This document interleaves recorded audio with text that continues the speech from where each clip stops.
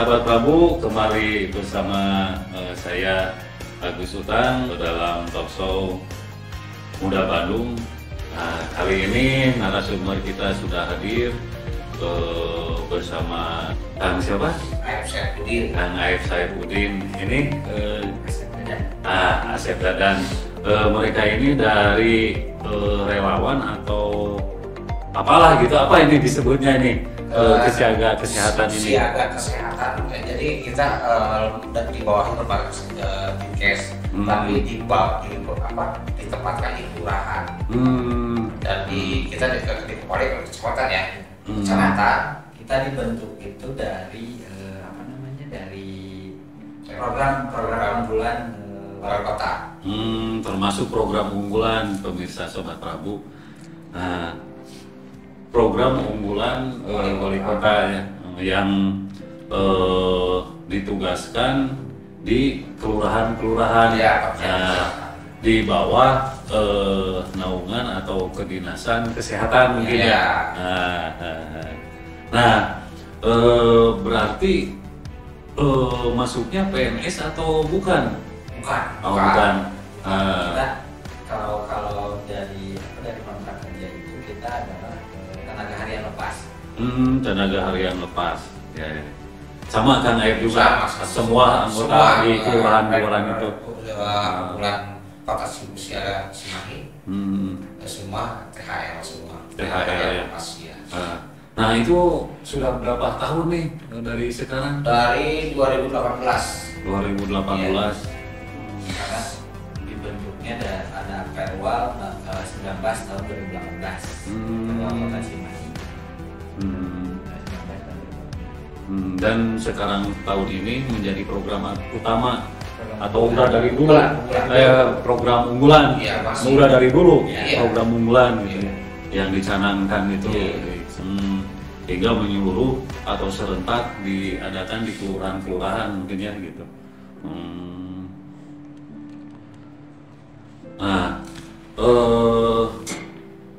di di kelurahan itu SDM-nya atau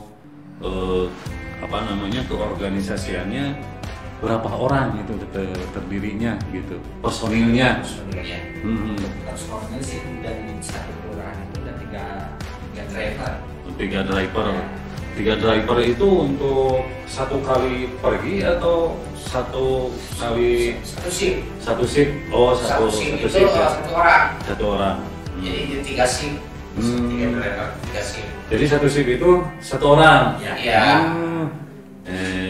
Nah, berarti kalau 3 shift malam sampai ke subuh ya? Iya, pokoknya kita 24 jam harus siaga. Jadi untuk pertama kita kan aturannya 8 jam pembagiannya. Cuma itu waktu istirahatnya benar-benar nggak ada. Bakal beres hari kawurnya. Ya, akhirnya diganti dengan 12 jam. Jadi jam 8 sampai jam 8 malam pagi sampai 8 malam. Nah, 8 malam sampai jam 8 pagi. Jadi yang satu libur, yang belum masuk, gitu. Terus aja gitu kan. Ya gantian anu kuting ke subuh naga da karunya berenangnya. Tapi enaknya berenang kata jarang pasiennya gitu atau yang memanggil. Nggak tentu. Ya yang sakit tuh. Oh iya. Bisa jadi subuh tengah malam oke nya. Saya pernah seminggu nggak ada pasien. Saya 3 kali pakai tiket nggak ada pasien pernah. Tapi sekali ada pasien sekali tiket bawa 5. Ulang baliknya enak. Itulah pasien nggak bisa kita prediksi ya. Udah tuh itu masalah apa ya. Kita ditutup jadi cowok panggilan. Cowok panggilan yang siap siaga. Tanaga aja. Tanaga aja pikiran ongkol artinya. Nah itu SDM di situ sistemnya perekrutan dengan kriteria tertentu atau misalnya masuk dulu baru diadakan pelatihan untuk mengerti tentang kesiagaan kesehatan gitu atau darurat kesehatan misalnya. Untuk pertama waktu itu di 2018 tuh kita dibentuk ada rekrutmen. Ada rekrutmen dulu dari kelurahan untuk disampaikan ke kecamatan. Karena yang menunjuk itu kecamatan. Yang merekomendasikan itu ke kelurahan. Nah, di situ mungkin kita juga masih awam ya untuk menjadi driver ambulan dan untuk menjadi layanan siaga. Apalagi di Google. Yang penting kita bisa mengemudikan mobil itu direkrut. Nah, ntar sudah itu kita ada pelatihan. Dan pertama itu kita dari puskesmas dulu ya. Ya, pengenalan alat-alat, ada perangkat, skop, oksigen. Karena kita dipantau dulu oleh pihak puskesmas. Karena kan ada dari dinkesnya. Jadi itu juga pelatihan itu nggak cukup 1 kali 2 kali mungkin ya. Tiap tahun ya ada. Kecuali tahun 2021. Untuk penanganan pertama untuk penanganan pasien itu biasanya setiap tahun ada. Gitu. Waktu itu ada kerjasama dengan salah satu kampus yang ada di Cimahi. Itu di Kes Jani. Oh iya. Nah di situ dan yang kedua kemarin dari pihak ketiga. Untuk yang sekarang mungkin karena kemarin zamannya COVID kita lagi sibuk. Nah itu mengenai kategori pasien yang kan COVID sekarang sudah reda lah gitunya. Nah ini tentang pasien yang kebanyakannya itu sakit atau yang meninggal gitu. Untuk kebanyakannya sih emang yang sakit untuk kegawat daruratan pembawaan dari rumah ke IGD kalau enggak pasien yang lewat jalan. Nah memang tadi kan ini masyarakat juga pilihnya ada yang belum tahu mungkinnya ketika mobil ambulan dipakai untuk jenazah misalnya teh. Begitupun sebaliknya mobil jenazah bisa pakai orang yang sakit. Nah itu gimana Kang Dadan? Sebenarnya kalau untuk mobil ambulans itu dikhususkan untuk orang yang sakit, atau tidak laka lantas. Nah, berbeda dengan mobil jenazah. Gitu. Kalau misalkan emang mobil ambulans tidak aturannya, kalau misalkan mobil ambulans itu untuk mobil jenazah, otomatis si peralatan medis yang ada di ambulans itu harusnya dikeluarkan dulu. Nah, pemirsa Sobat Prabu tuh begitu ribet, gitu perlu perjuangannya tapi demi kemanusiaan makanya wae lah dikeluarkan dan kumadei gitunya.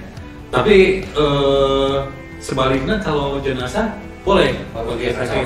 Nggak bisa. Karena tidak ada peralatan yang ada. Oh, kayaknya ayah hungkul. Tanah hungkul. Oh iya. Sedangkan peralatan juga mobil ambulans sebenarnya kayak kita ya siaga ambulans kesehatan atau Cimahi di PRW itu nggak boleh bawa jenazah. Tapi karena masyarakatnya ya image ambulan itu kayak buat jenazah ya bang. Sama kene lah gitu. Padahal benar sih. Pengertian nggak semua bisa mengerti. Tetap aja ada yang kontrol. Dan itu sempat pernah terjadi di semua kelurahan Cimahi. Tidak keluarga kayak meninggal keluarga partu. Itu karena balik lagi ke manusia. Jadi kita nyawayana kalau misalkan udah bawa jenazah nyawayana kita harus bersih. Nah itu harus kayak lagi. Kalau kita udah pakai jenazah ya itu harus otomatis steril. Jadi bukan kayak waktu zaman COVID aja udah bawa pasien langsung semprotan. Iya. Itu bawa jenazah sama. Nah dari tadi mengenai SDM, tadi ternyata kirain teh satu shift itu 3 orang, ternyata satu shift itu 1 orang. Nah ini kira-kira kan apa namanya co-driver nggak ada juga? Nggak ada.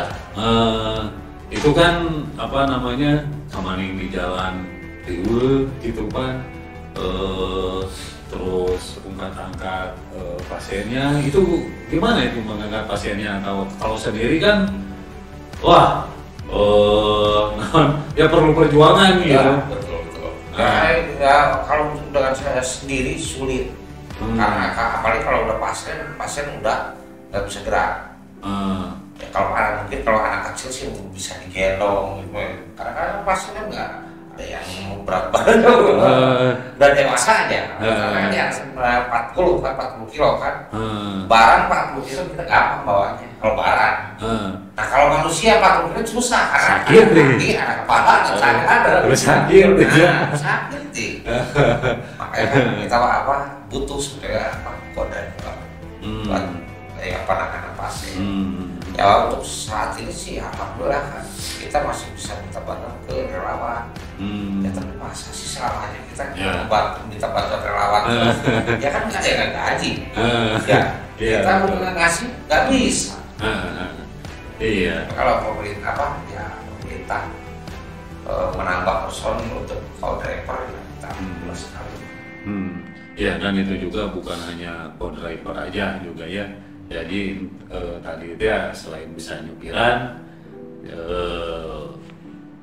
kudu ngerti gitu di dunia kesiagaan kesehatan. Walaupun yang tadinya memang melalui penyuluhan atau seminar tentang kesehatan gitu ya, atau apalah disebutnya namanya teh panduan atau apa. Tapi kalau panduan mah secara manual book ada gitu ya.